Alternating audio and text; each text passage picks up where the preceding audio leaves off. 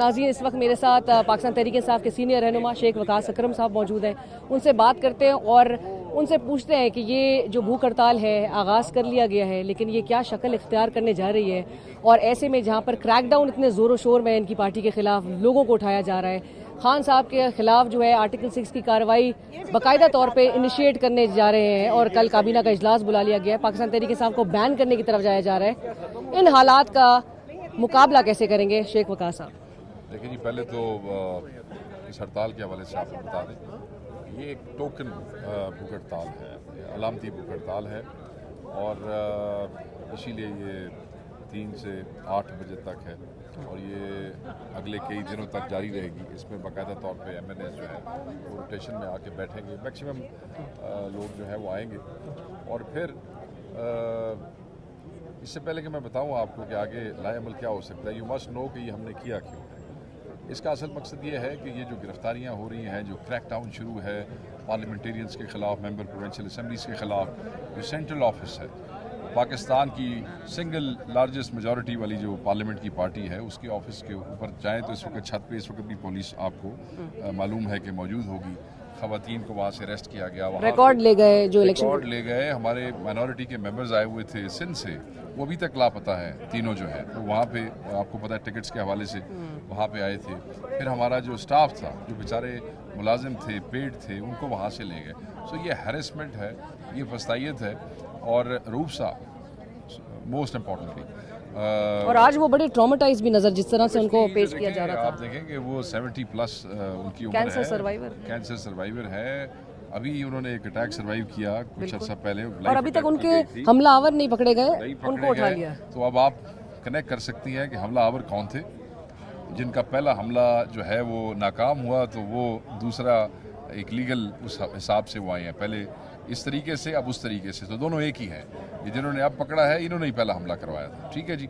सो मैं ये समझता हूँ कि खान साहब की और बुशरा बीबी की रिहाई, मैंडेट, ये सारी चीज़ें हैं। मोस्ट इम्पॉर्टेंटली ये जो क्रैकडाउन है, सो टोकन भूख हड़ताल से काम शुरू होगा और अगर ये इंसान नहीं बने और इन्होंने अपने रास्ते सीधे नहीं किए तो फिर इसका दायरा बड़ा होगा।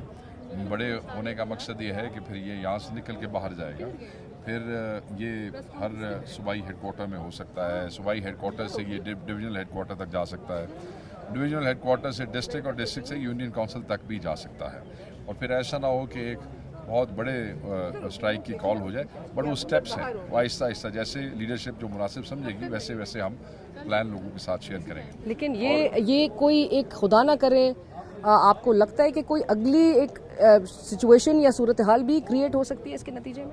देखें, एहतजाज जो होता है वो बेसिकली रजिस्टर कराने के लिए इस किस्म के मामलात किए जाते हैं। आप किसको रजिस्टर करवाना चाह रहे हैं?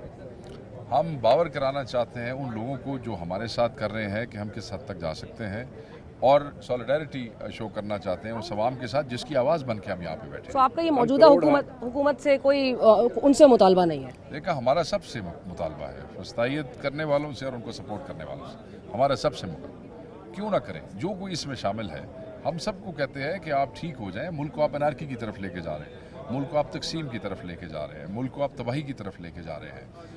सोशल मीडिया एक्टिविस्ट आपके अपने बच्चे हैं, अपनी कौम के बच्चे हैं, बाहर के नहीं हैं। जब आप उनको अपने लिए इस्तेमाल करें तब वो ठीक है, जिस वक्त वो अपने हक की आवाज़ उठाएं उस वक्त वो गलत है। नहीं, मैं ये समझता हूँ कि आपको मिसगाइड किया जा रहा है या आप मिसगाइड हुए हैं। ये तो वक्त बताएगा, जब नुकसान बहुत सारा हो जाएगा, जब आप अपनी जनरेशन को अपना उससे नफ़रत के रिश्ते कायम कर बैठेंगे। ये नफ़रत के कांटे बो रहे हैं आप, वो फिर कल आपको माफ़ नहीं करेंगे। लोग आपके साथ खड़ा होना, आपके साथ रिलेट होना पसंद नहीं करेंगे। उससे कौम का नुकसान होगा, सिर्फ आपका नहीं, पूरी कौम का नुकसान होगा। तो मैं ये समझता हूँ कि संभल जाएं, अभी भी वक्त है। जो हकीकी आवाज़ें हैं, हाँ, अपने आप को दुरुस्त करें, सीधा करें।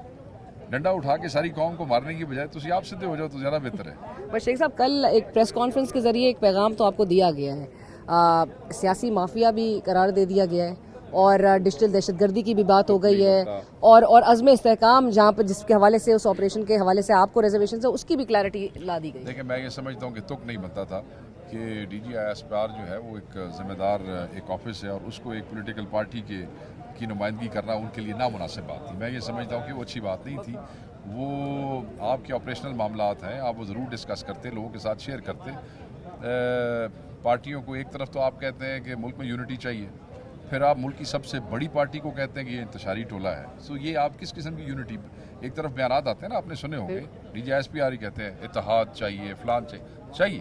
کون کہتے نہیں چاہیے؟ I agree with him. But then اس طرح ہوتا ہے کہ آپ سب سے بڑی اس ملک کی پارٹی کو, جو آپ اندر سے جانتے ہیں کہ یہی سب سے بڑی پارٹی ہے, اسی نے کروڑوں ووٹ لیے ہیں, اسی کا اصل مینڈیٹ ہے, اس کو آپ کہتے ہیں انتشاری ٹولہ ہے. یعنی کہ آپ وہ 3.5 کروڑ لوگوں کو کہہ رہے ہیں سارے انتشاری ہیں, تو پھر پاکستان میں بچ کیا گیا پیچھے؟ پھر تو کچھ بھی نہیں بچ گیا. یہی تو وہ بچے ہیں جو آپ کی سرحدوں کے محافظ بنیں گے کل جا کے. یہی وہ لوگ ہیں جو آپ کو سپورٹ کریں گے اور آپ کو حوصلہ ملے گا. اگر یہ سب دہشت گرد انتشاری ہے تو پھر امن پسند کون ہے؟ جنہوں نے مطلب ہے کہ تسی مینڈیٹ چوری کر کے جنہوں نے بٹھایا, وہ امن پسند ہے نہیں, وہ چور ہے. چور ہی رہتے ہیں. سو آپ سوچیں, آپ سمجھیں.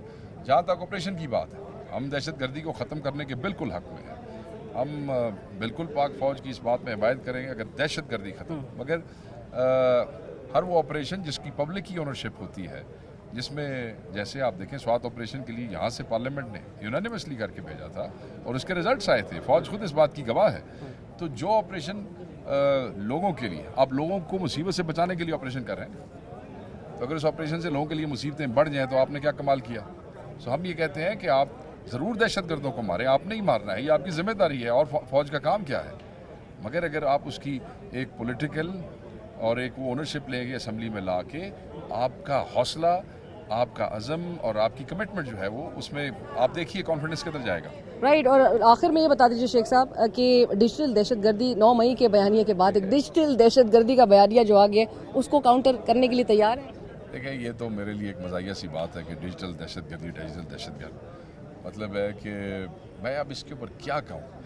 کیا مجھے یہ بتائیں کہ یہ جو اپرائزنگز ہوئیں اور جو ریولیوشنز ہے دنیا میں, اور یہ جو انقلاب آئے اور یہ سب کچھ ہوا فرانس میں, چائنا میں, نہیں میں پیچھے جا رہا ہوں, ٹھیک ہے, یہ انقلاب فرانس کو لے لیں, چائنا کی وہ لے لیں, آگے جتنے ملک ہیں, اس وقت تو سوشل میڈیا پلیٹ فارم نہیں تھے. تو ملک میں انتشار سوشل میڈیا پلیٹ فارم کی وجہ سے نہیں, پاورٹی, انجسٹس, کرپشن, ڈاکہ, چوری, رول آف لا کا نہ ہونا پوری دنیا میں, جب سوشل پلیٹ فارم نہیں تھے, اپرائزنگز, بغاوتیں, انقلاب صرف انجسٹس کی وجہ سے آئے ہیں, بدماشی کی وجہ سے آئے ہیں, اسٹیٹ کا جو ایکسیسو اور ڈسپروپورشنیٹ یوز آف فورس ہے اس کی وجہ سے آتے ہیں. یہ تو صرف ماؤتھ پیس ہوتے ہیں. اس وقت لوگ مسجدوں میں جا کے اعلان کرتے ہوں گے, اس وقت لوگ جلسوں میں جا کے بات کرتے ہوں گے. آج بچے آپ کے سوشل میڈیا پلیٹ فارمز پہ بات کرتے ہیں. So these platforms are not the cause. The cause is injustice, poverty, corruption and یہ چور, اور subversion of constitution. Yes, this is how it is. Thank you, بہت شکریہ.